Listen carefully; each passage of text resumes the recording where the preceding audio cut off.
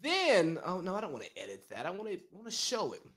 Then we see this we see some stuff going on, and you have Republican from I believe South Carolina, Tim Scott, all American guy, right, black guy. He tells these stories about how he's been followed in a car because he's in a nice car late at night, and all these other different things. How he's been mistreated for no apparent reason. But then he says he doesn't believe America's a racist country. Then the vice president of the United States backs up that statement, and the people go into a frenzy. You have people going, "How can a black man say that America isn't a racist country?" Kamala Harris, oh shit, VP, you supposed to be our sis. Yeah, AKA Kiwi, all that, HBCU grad. Yeah, you supposed to hold on, hold on. How you gonna say America ain't racist? Well, she's the vice president of the country. For one, it doesn't do her any benefit to call the country racist because she's the vice president. She's the representation of this country at the highest level, second highest level, but at the tippy top. But also because of her lived experience, maybe she doesn't feel like the country is racist. And I think it's really important to look at this question because it's obviously a subjective question because you have people who see it from different views, and some people say no, some people say yes. But if we are going to be this open-minded group of people that we profess to be, that we want to be, it's a one of those things where if one person says it's a problem, then that problem might exist. And am I going to call America a racist country? Let's see. We'll see what I say. I know there are racist people here. I know there are racist laws. I know there are fundamental principles that were built on racism. And I know there are racist lawmakers still to this day. But I'll let you guys answer the question. Is America racist?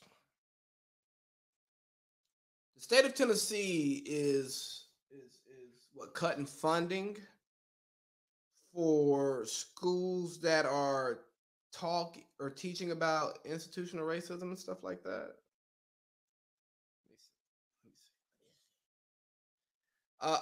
Your boy Money Mitch McConnell was within the Senate raising saying about the 1619, was it the 1619 bill or 1619 project, pretty much saying that what the 1619 project is trying to teach is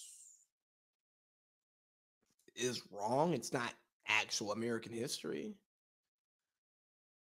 I saw something on one of the blog sites where a cop got reprimanded for having braids in his hair. He ended up cutting his hair because apparently that's not a professional hairstyle.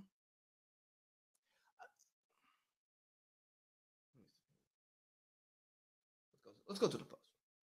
I don't care what this woman says. Following, and I got this from Hollywood Unlocked. Let me cite my sources. Following several days of fiery debate, the Senate voted 25-7 for the ban one day after the House easily passed the bill along partisan lines of Tennessee's GOP-controlled legislature. House Bill 580 SB 0623 officially cleared the General Assembly last Wednesday. One of several to pass. Okay, whatever. The legislation allows the state education commissioner to withhold funds from schools and districts where teachers teach certain concepts about racism, sexism, bias, and other social issues that are a part of the nation's history. As the news site notes, the measure says if the education commissioner finds out a school is knowingly in violation, the commission will withhold state funds from the school until the school provides evidence that they are no longer in violation of the rule. So, if I'm teaching about issues that exist in this country, because racism is an issue that exists in America. Not just racism towards black people, not just racism towards Asian people, not just racism toward Latinos. Racism exists. And here's the thing. Let's just accept it.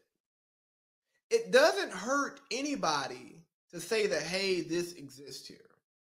But if you turn a blind eye to a problem, the problem only grows and you never get towards a resolution.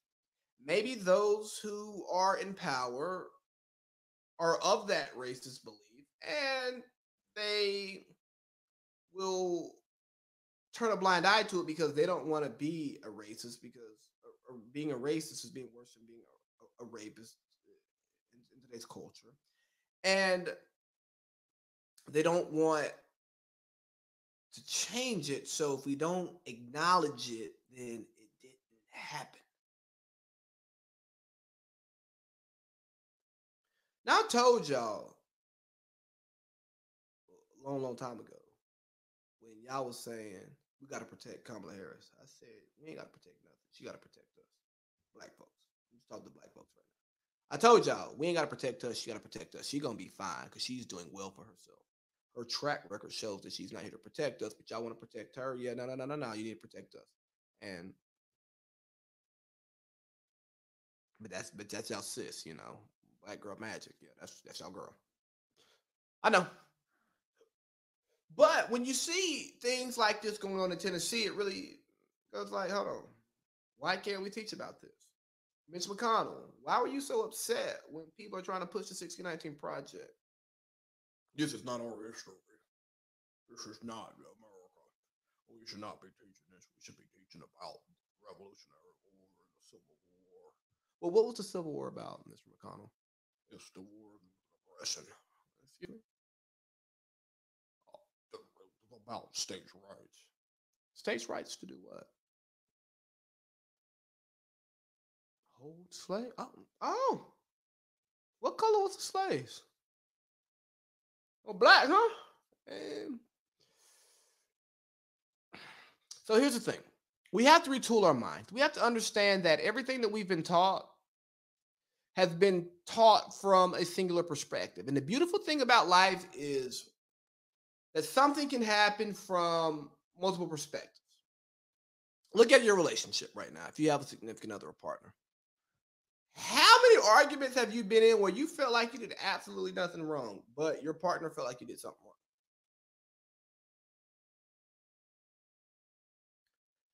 And then there we go. You feel like you're right. He or she feels like they're right. And guess what? Sometimes nobody's wrong. You just have a different perspective on things. And that's where we're going here. We have different perspectives on things, but a lot of our textbooks, our history books have been written from one singular perspective, the perspective of the winner, because the winners write history. The losers don't get to write history. So the slave owners are the winners, and the Western mindset is the winners. The white supremacist mindset is the winner, so they get to write the history books because they're the people in power. But guess what? They are writing from their perspective. They're not going to pull their skeletons out of the closet for the entire world to see in the history book. Now think about this. I'm not saying we throw out their perspective, because I think that perspective is important, even if it's not totally true. It's their perspective. It's what they believe to be true. And if you believe something to be true, I want to know what you believe to be true in order to understand you. Now all we got to do is just take a history book from the other side. Different perspective, different point of view, right? And now we have the information that's put out there. And the person who receives the information has the opportunity to make a decision for themselves. But if you only tell one side of the story, well, you know what I mean? What they say, every story is one side, is my side, your side, the truth somewhere in between. Like, so let's just tell the other side so the people can start looking for the truth. But if you don't want me to find the truth, and that would lead me to believe that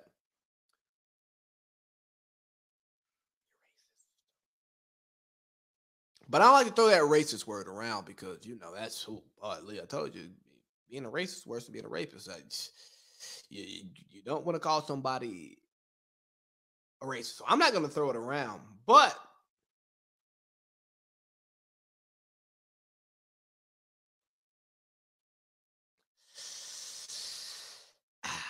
well, America's land of the free, home of the brave. A lot of opportunities. Boy, look at the black people. They're doing so well here, man. Yeah. Some of us are doing well. Some of us aren't. And I think that's an entirely different conversation I've probably had 1,000 times on this podcast about, like, hey, bro, we can't have a black agenda. I think that's crazy because there's no such thing as a white agenda. Why? Because there's stratification in the races. So, like, we're going to compile all the black people's issues and say, it's the black agenda. Well, this is your black agenda. It may not be my black agenda. But that's a conversation I'm going to have very, very soon with my boy Josh Fowler. He's going to be coming on soon. And we're going to be talking about some black privilege versus white privilege. We're going to be talking about light skin privilege, some colorism. We're gonna really get deep into some stuff, man, because that's my guy, and we're gonna make something shake. But we ask, is America racist? Because we just passed the anti-Asian hate bill, stop Asian hate. Yeah, we passed some stuff for them. Early in the year, we passed some stuff for the trans community. But the Emmett Till lynching bill is yet to be signed. Not a law. Lynching is not a federal hate crime yet. So maybe America's not racist. Maybe it's just anti-black. Maybe the powers that be are just anti-black. They're open to other races, but they're anti-black. No. That wouldn't be true because then we wouldn't have the border crisis that we're dealing with. And it's crazy how Stop Asian Hate became like we're gonna beat up on the black people who have like done some bad things to Asians, and we're gonna make this a Stop Asian Hate thing. It's like, well, what did we actually do? You know what I mean? Like, because okay, if I beat you up because you're Asian, that's really messed up. It's terrible. But systemically, what have I done to you to stop your life from being, successful? Then absolutely nothing. And this is not me saying that what black people have done to Asians, like specifically because they're Asians, is okay. No, it's absolutely terrible. It's wrong. But you gotta look at the power structure here, man. You gotta look at the people who make the decisions. You gotta look at who controls the puppet masters. You can't get mad at Pinocchio. You know what I'm saying? Because Geppetto controls him. You gotta look at Geppetto. So who's the that's easy to be mad at? But how the hell to Stop Asian Hate not get met with resistance, but Black Lives Matter does? All lives matter. Back to blue lives matter. Oh, yeah. All that stuff matters. Yeah. But in order for all lives matter, in order for blue lives, well, in order for all lives matter, blue lives gotta matter, black lives gotta matter. And why are we pitting black people against the police? I mean, I understand why black people don't rock with the police, but why does Blue Lives Matter have to be a fight against Black Lives Matter? Because if you're telling me that Blue Lives Mattering it runs counter to Black Lives Mattering, then you're validating everything that black people are saying about the police. And as many terrible things that I see police do, I don't want to believe what I believe. And what I believe is that police don't care about black people. I'm off center and it's been bothering me. New studio, we're going to get it right there. We ain't even got goo up there yet. Come on now. So, Stop Asian Hate. We got a bill passed. And I'm not saying that Asian hate is stopped because hateful people are going to be hateful people. Racists are going to be racist. I can't stop you from hating another person. I can try to help you. I can try to open up your mind, but you're going to be who you're going to be. But how come we can't get no legislation? What was that? You ain't black if you don't vote for me. Well, you got to vote. You gonna run it back? You gonna return the favor? It's not hard. It ain't hard. But I do appreciate the opportunities that exist here. I do understand that racism, classism, sexism, all these isms exist everywhere. So I don't ever want to look at the place that I live as the worst place that it could be, because it's not the worst. It could be, you could live somewhere else and it'd be entirely worse. But do I think things can be better? Absolutely. And am I hedging right now and not saying exactly what I feel? Yes.